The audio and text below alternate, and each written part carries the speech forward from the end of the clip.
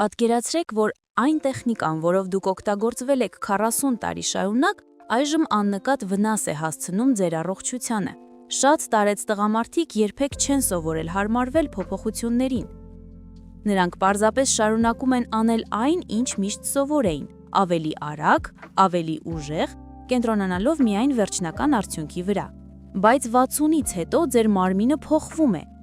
Եվ եթե դուք չեք փոխվում նրա հետ միասին, այն ինչը երբևէ հաճելի էր, այժմ կարող է բերել անհարմարության, հիասթափության և նույնիսկ երկարաժամկետ վնասների։ Խնդիրն այն է, որ սխալ տեխնիկան կարող է կամաց խանգարել արյան շրջանառությունը, թուլացնել նյարդային զգայունությունը և ազդել ձեր ինքնավստահության վրա շատ ավելի ուժեղ, քան դուք կարծում եք։ Այսօր մենք դա կուղենք։ Իմ անունը դոկտոր Լուսինե Գալստյան է, ես սերտիֆիկացված ուրոլոգ եմ, և արդեն 15 տարի է, ինչ օգնում եմ 60-ից բարձր տարիքի տղամարդկանց վարել առողջ, վստահելի և անվտանգ սեքսուալ կյանք, լիարժեք հստակությամբ։ Այս տեսանյութում ես կբացատրեմ, թե ինչպես փոխել ինքնաբավարարումը այնպես, որ այն պաշտպանի ձեր մարմինը, հաշվի առնի նրա փոփոխությունները և պահել ձեր հաճույքն ու առողջությունը տարիներ շարունակ։ Նախ եկեք հասկանանք, թե ինչն է փոխվում։ Շատ տղամարդիկ զգում են զարմանք, շփոթություն կամ նույնիսկ ամոթ, երբ իրենց մարմինը դադարում է արձագանքել ինչպես նախկինում, բայց վստահեցնում եմ, սա խանգարումների նշան չէ, սա կենսաբանություն է։ Տարիքի հետ այն համակարգերը, որոնք ազդում են սեքսուալ արձագանքի վրա, սկսում են փոխվել։ Տեստոստերոնի, լիբիդոյի տրամադրության և արդյունավետության համար պատասխանատու հորմոնի մակարդակը սկսում է նվազել։ Սա չի նշանակում, որ ցանկությունը լրիվ անհետանում է, բայց այն հաճախ դառնում է պակաս ինքնաբուխ։ Արյան հոսքն էլ է փոխվում։ Փոքր անոթները, որոնք սնուցում են անդամը, դառնում են պակաս էլաստիկ և ավելի քիչ արդյունավետ։ Այդ պատճառով էլ էրեկցիան ձևավորվում է դանդաղ և այն դժվար է պահել, հատկապես երբ դուք մենակ եք և հանգիստ։ Եվ վերջապես նյարդային համակարգը։ Նյարդային վերջաներույթները, որոնք ժամանակին 1 րոպեում էին արձագանքում, կարող են դառնալ ավելի լուռ։ Հպումները կարող են զգացվել թուլացված, և զգացողությունների վերամշակումը կարող է ավելի երկար տևել։ Ինչ է սա նշանակում ձեզ համար։ Սա նշանակում է, որ այն մեթոդները, որոնցով հենվում էիք ձեր 20, 30, 50 տարիներին, այլևս չեն համապատասխանում ձեր մարմնին։ Եվ սա ձեր մեղքը չէ, պարզապես ժամանակն է թարմացնելու տեխնիկան։ Ցավոք, շատ տարեց տղամարդիկ դա չգիտակցում։ Նրանք մտածում են, որ իրենք խնդիր ունեն, կամ ավելի վատը, սկսում են գործել հակառակ ուղղությամբ։ Ավելացնում են սեղման հուժը, արագացնում շարժումները և կենտրոնանում միայն կուլմինացիայի վրա հույսով ունելով վերադարձնել նախկին զգացողությունները։ Բայց այդ սովորությունները, արագ, ուժեղ, արդյունակակենտրոն, 60-ից հետո աշխատում են ձեր մարմնի դեմ։ Ուստի եկեք խոսանք 5 թաքնված սխալների մասին, որոնք ես ամենից հաճախ տեսնում եմ տարեց տղամարդկանց մոտ և ինչպես դրանք խուսափել։ 60-ից հետո անդամի մաշկը դառնում է ավելի բարակ և ավելի զգայուն շփման նկատմամբ։ Այն, ինչ հաճույք էր պատճառում առաջ, այժմ կարող է առաջացնել գրգռում կամ ցավ։ Ուժեղ սեղմումը կարող է վնասել փոքր անոթները, թուլացնել նյարդային վերջավորությունները և նվազեցնել մարմնի արձագանքելու ունակությունը։ Լուծում. թուլացրեք սեղմումը։ Փորձարկեք ավելի մեղմ հպումներ։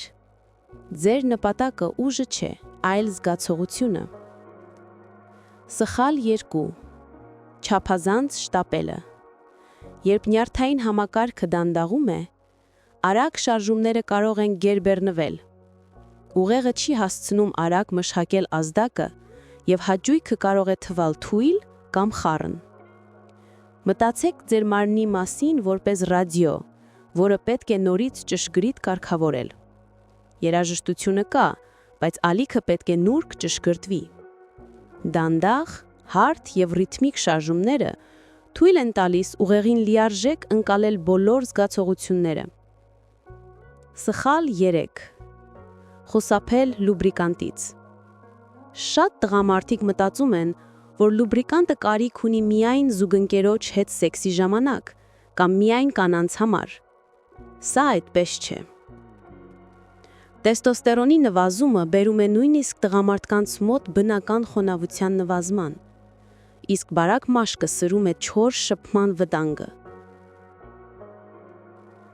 Չոր շփումը կարող է առաջացնել միկրոճղատումներ, գրգռում կամ հետաձգված ցավ։ Լուծում. օգտագործեք ջրային հիմքով մեղմ լուբրիկանտ, նախորոք։ Սխալ 4. Ինքներդ ձեզ ստիպել հասնել կուլմինացիայի։ Կուլմինացիան այլևս հաջողության միակ չափանիշը չէ։ Ձեր մարմնին կարող է ավելի շատ ժամանակ պահանջվել,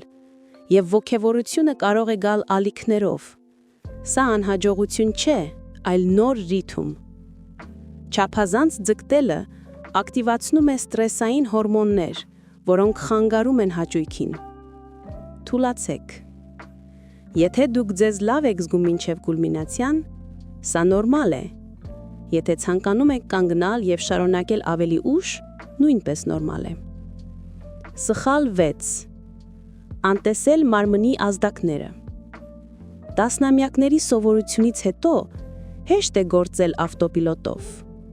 բայց 60-ից հետո ինքնաբավարարվելը ավելի քիչ է կրկնության մասին, այլ մարմնի արձագանքի մասին։ Եթե բան թույլ է զգվում, փոխեք։ Եթե անհարմար է, դադարեցրեք։ Եթե անսպասելի հաճելի է, մնացեք այդ զգացողության մեջ։ Դուք բեմի վրա չեք։ Դուք շփվում եք ինքներդ ձեզ հետ։ Ուրեմն ինչպես է երևում ինքնաբավանարման առողջ նոր տեխնիկան 60 տարեկանից հետո։ Ես ձեզ կպատմեմ քայլ առ քայլ։ Նախ ընտրեք համապատասխան ժամանակ։ Մի շտապեք։ Ընտրեք առնվազն 15-20 րոպե, որ ընթացքում ձեզ ոչ ոք չի խանգարի։ Ձեր նյարդային համակարգը պետք է զգա անվտանգություն, ոչ թե մարտական պատրաստվածություն։ Երկրորդ, պատրաստեք միջավայրը։ Թուլացված լույսը, հանգիստ երաժշտությունը կամ ջերմ լուսավորումը կարող են ուղեղին հաղորդել, որ ժամանակն է հանգստանալու։ Հարմարավետությունը հաճույքի հիմքն է։ Երրորդ, սկսեք շնչումից։ Նախքան ինքներդ ձեզ դիպչելը կատարեք 5 դանդաղ խորը շնչառություն։ Շնչեք քթով, արտաշնչեք բերանով։ Սա ձեր մարմնին ասում է. ես անվտանգ եմ, ես այստեղ եմ, ես չեմ շտապում։ Չորրորդ, լուբրիկանտը կիրառեք նախորոք։ Այն արեք ոչ թե վերջում, այլ որպես գործընթացի առաջին հրավեր։ Մեղմորեն տարածեք այն ամբողջ ինտիմ գոտու վրա։ Թող ջերմությունը, խոնավությունը, ու հապումը դառնան գործընթացի մաս, ոչ թե պարզապես նախապատրաստական քայլ։ 5-րդ, ուսումնասիրեք դանդաղ։ Չշտապեք անմիջապես ամենազգայուն հատվածներին։ Մտածեք այս մասին որպես մեր սում, ոչ թե մեխանիկական գործողություն։ Փորձեք տարբեր ճնշման ուժ, տարբեր ջերմաստիճան, նույնիսկ ձեռքի դիրքերի ու ռիթմերի փոփոխություն։ 6-րդ, դադարներ տվեք ըստ անհրաժեշտության։ Եթե գրգռվածությունը նվազում է, ոչինչ, այն կարող է վերադառնալ, կամ էլ ոչ։ Նպատակը ավարտը չէ, այլ կապը ինքներդ ձեզ հետ։ 7-րդ, շնչեք ամբողջ ընթացքի ընթացքում։ Շնչառությունը ձեր լավագույն գործիքն է արյան հոսքը պահպանելու, մարմինը թուլացնելու և զգացողություններին հետևելու համար։ Սկզբում կարող է անսովոր թվալ, բայց շատ տղամարդկանց համար այս մոտեցումը բացում է ավելի խորը հաճույք, քան նրանք զգացել են տարիներ ի վեր։ Հիմա խոսենք այն մասին, թե ինչպես է ձեր կեցվածքը ազդում գործընթացի վրա։ Սա այն բանն է, ինչ շատ տարեց տղամարդիկ անտեսում են։ Եթե նստում եք կոշտաթոռի վրա կամ կրմփում դեպի առաջ, կարող եք սեղմել փոխկապկային նյարդերը կամ խանգարել արյան շրջանառությունը։ Փորձեք հենվել աթոռի բասկին մեջքի լավ աջակցությամբ, կամ պարլակ կողքի վրա, կամ թեթև բարձրացնել ոտքերը բարձով։ Դուք կզարմանաք, թե որքան ավելի լավ է կարող լինել ամեն ինչ միայն դիրքը փոխելով։ Որոշ տղամարդկանց օգնում են մեղմոսին օսինդակ պարագաներ, ինչպես տաքացնող կցորդները կամ հպման համար նախատեսված մեղմ գործիքները, որոնք ապահովում են զգայունություն առանց ուժի։ Սրանք խաղալիքներ չեն, այլ գործիքներ, ինչպես ակնոցները կամ լսողական սարքերը, ստեղծված ձեր փոփոխվող մարմնին աջակցելու համար։ Կարևորը պարզ է։ Ձեր մարմինը արժանի է հարմարելու, ոչ թե դատապարտելու։ Ձեր տեխնիկան արժանի է զարգանալու, ոչ թե կրկնվելու։ Դուք կոտրված չեք, պարզապես մուտք եք գործում նոր փուլ եւ այդ փուլը արժանի է ճիշտ մոտեցման։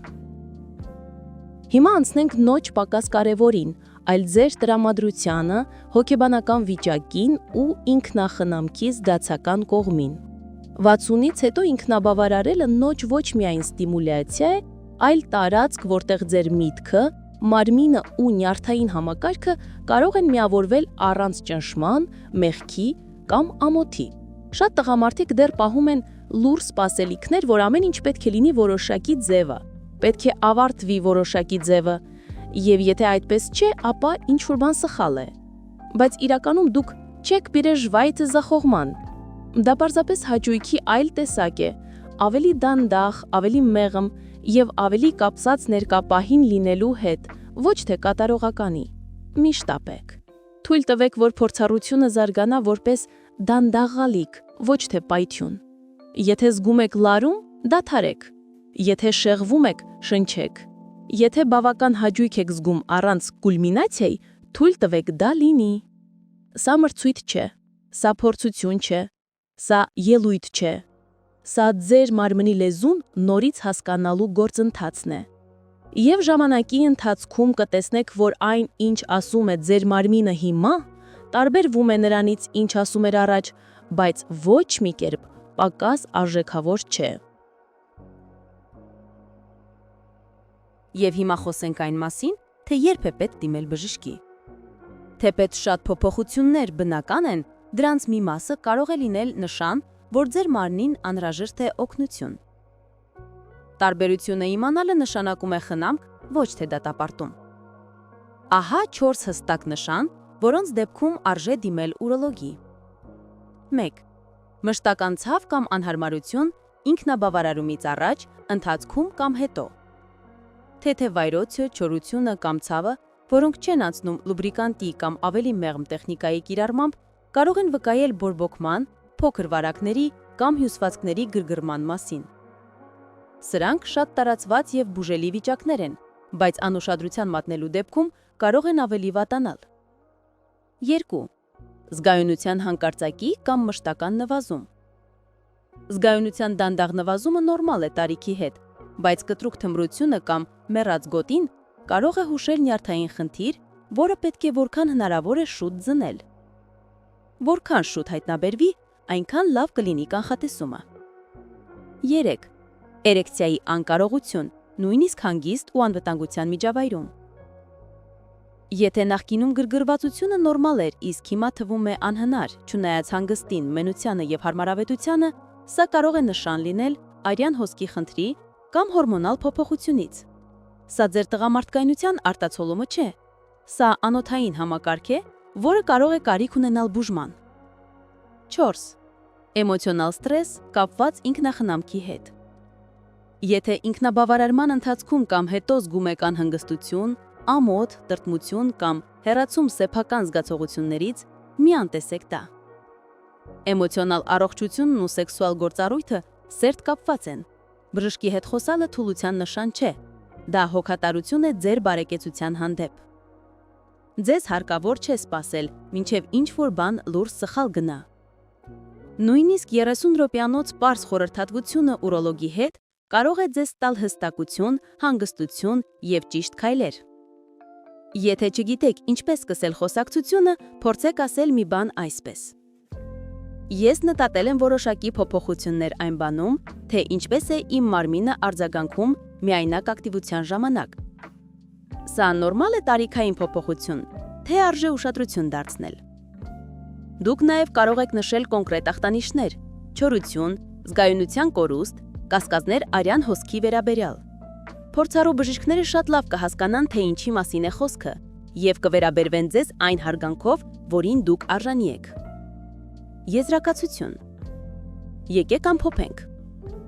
Բացունից հետո մաստուրբացիան կամ, ինչպես ես նախընտրում եմ կոչել, գիտակցած հափում ինքներդ ձեզ, վերադարձ դեպի անցյալը չէ։ Սա շարժում է առաջ, ամբողջովին գիտակցությամբ։ Սա բացահայտում է այն, ինչը դեռ գործում է, ինչը դեռ հաճելի է եւ ինչը դեռ կապում է ձեզ ձեր մարմնի հետ։ Սա կարողություն է թուլացնել սխմումը, թե ֆիզիկական, թե մտավոր։ Դանդաղացնել ռիթմը, լսել ձեր մարմնին, բռնացնելու փոխարեն։ Սա հրաժարվում է հին չափանիշներից, որովհետև 60-ից հետո հաճույքը ոչ միայն հնարավոր է, այլ կարող է լինել ավելի խորը, ավելի գիտակցված եւ ավելի նշանակալի, քան երբևէ։ Ձեր մարմինը կոտրված չէ, այն զարգանում է, եւ դուք արժանի եք զարգանալ նրա հետ միասին, ոչ թե պայքարել նրա դեմ։ Եթե այս տեսանյութը ձեզ օգնել է հասկանալու, թե ինչպես հոգ տանել ձեր մասին ավելի անվտանգ եւ ավելի հարգալի ձևով, ապա հաջորդը ինչ ասելու եմ դեռ ավելի կարևոր է։ Նույնիսկ ճիշտ տեխնիկայով կա մի սովորություն, որը աննկատ ազդում է շաղանակագեղձի առողջության վրա, հատկապես եթե դուք կանոնավոր մաստուրբացնում եք։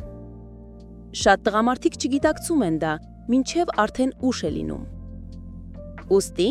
մինչև այս էջը փակելը, խնդրում եմ շարունակել նայել։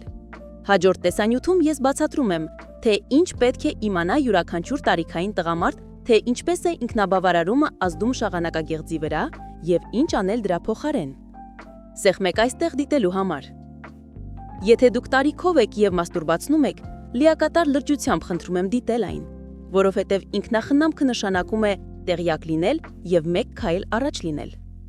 Դուք արժանի եք իրական պատասխանների։